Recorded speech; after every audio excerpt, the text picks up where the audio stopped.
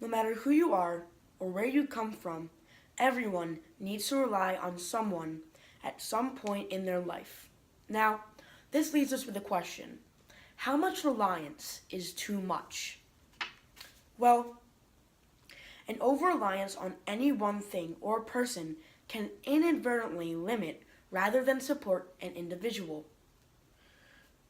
Conversely, there are instances where one must rely on outside assistance in his or her quest to make a change for the better. Now, we can see this reliance in many pieces of literature. I'm talking many pieces of literature, especially the ones we read this year. Of Mice and Men with George and Lenny, To Kill a Mockingbird with Atticus, Jem, and Scout. Even The Other Westmore with Westmore and his mother. Now let's hop into Of Mice and Men. The need to rely on another to get you through a tough situation is a reasonable amount, but having too much can also bring the other down, that other being George. Now, George and Lenny shared a common dream, this being the typical American dream during this time, which was the Great Depression.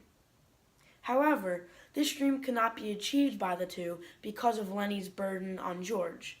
Because of this burden, George, who could not live a normal life, was forced to take matters into his own hand and unfortunately kill Lenny, but we'll talk about that soon. Now, later in the book, when George leaves to go to town and Lenny is left at the farm by himself with Crooks, he was talking to Crooks, and Crooks says a statement.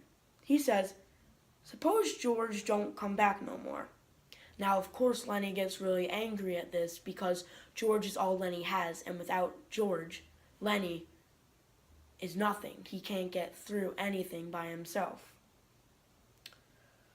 Also later in the book, George says, "It's a lot nicer to go around with a guy you know." This shows the relationship these two had, which also shows us how hard it must have been to kill Lenny, and how much he really wanted this dream. So in The Other Westmore, we see two very similar lives growing up at the same time, same area, maybe even the same year, that conclude in two different conclusions.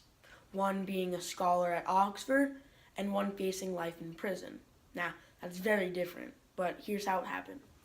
So, the beginning of Westmore's life, Wes's mother saw him going down a dark path, and she decided to send him to military school. Now, at this point, Wes didn't realize how much of an impact this had on his life. His mother, by sending him to border school, or military school, saved him from the life of crime we saw with The Other Westmore.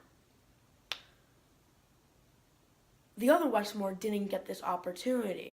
Because of this, he saw a life of crime, a life of drugs, and eventually a life in prison. Now, reliance had a big factor on Wes's success in life. If he didn't rely on his mother, he wouldn't have turned out the way he did.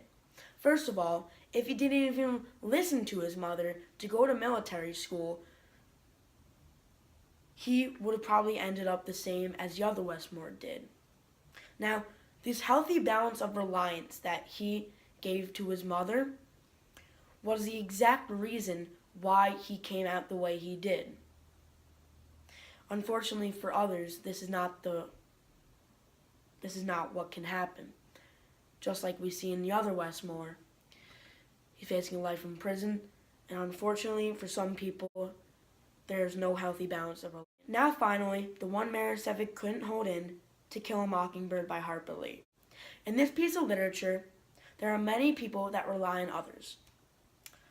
First one is Scout, who relies on Jem, and the bigger one, Atticus, who relies on Jem and Scout. Now, in chapter 30, while Atticus is talking to Hecate, he states that Jem and Scout are the only ones that he has. Now, without a wife, Atticus does not have anyone who can keep him young, besides Jem and Scout. And later in chapter 30, when Atticus gets up from reading to Scout, Scout notices that he has his younger step-in. Now, we see a lot in the book, childhood innocence. Well, maybe since Atticus is relying or has reliance on Jem and Scout and almost lost them in the end of the book, maybe that childhood innocence is rubbing off on Atticus too and making him younger. Now, there are many other pieces of literature or even documentaries such as The Children of the Mountains that shows the reliance of people on numerous things in order for them to get out of the situations they are in. So we take the Children of the Mountains, for example. We see them trying to get out of the situations that they're in, such as poverty, addiction, and many more. So, reliance is a big thing in life. Everyone needs to rely on others. But too much reliance can lead to negative impacts on the people that you are relying on and yourself too. So the healthy balance of reliance can lead to beneficial results for you and the other person. No matter who you are or where you come from, we all need to rely any time in our lives. And without reliance, who would we be? Thank you.